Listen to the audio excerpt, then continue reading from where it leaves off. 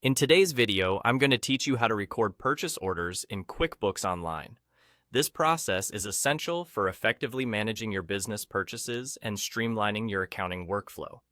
Let's walk through the steps together to ensure you can smoothly navigate QuickBooks and record your purchase orders without any hiccups. To begin, once you're signed into QuickBooks Online and are on the main dashboard, you will need to locate the New button. This button is prominently positioned at the top left of your screen.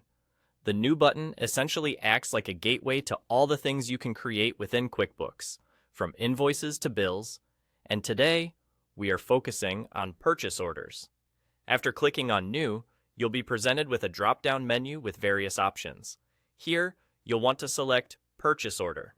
By doing so, QuickBooks will open a new window dedicated to creating a purchase order, which is specifically a formal request to a vendor to provide goods or services under the outlined terms. Now it's time to enter the details of your purchase order.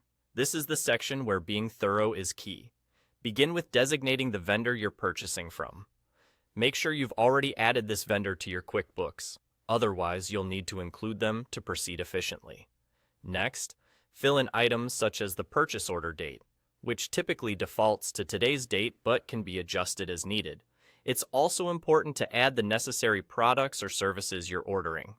Ensure you include the correct quantities and prices to prevent any discrepancies or misunderstandings down the line. While you're at it, take a moment to review the column totals to see if everything aligns with your expectations.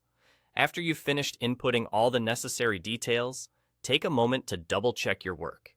Accuracy is crucial, as any errors can cause confusion or even necessitate additional back and forth with your vendor, which can be time-consuming. Once you're satisfied that everything is correct, the final step is to click on the Save and Close button located at the bottom right corner of the screen. This action will save your purchase order and exit you out of the editing screen, ensuring everything is recorded correctly within QuickBooks. And that's it. By following these simple steps, you've successfully recorded a purchase order in QuickBooks Online, efficiently organizing your business's purchasing activities. Remember, utilizing purchase orders not only helps in keeping track of what you've ordered, but is also a powerful tool for controlling your expenditures and maintaining an organized accounting system. As you continue to use QuickBooks, you'll find these steps becoming second nature, making your business management much more streamlined. Thanks for joining in today, and happy accounting!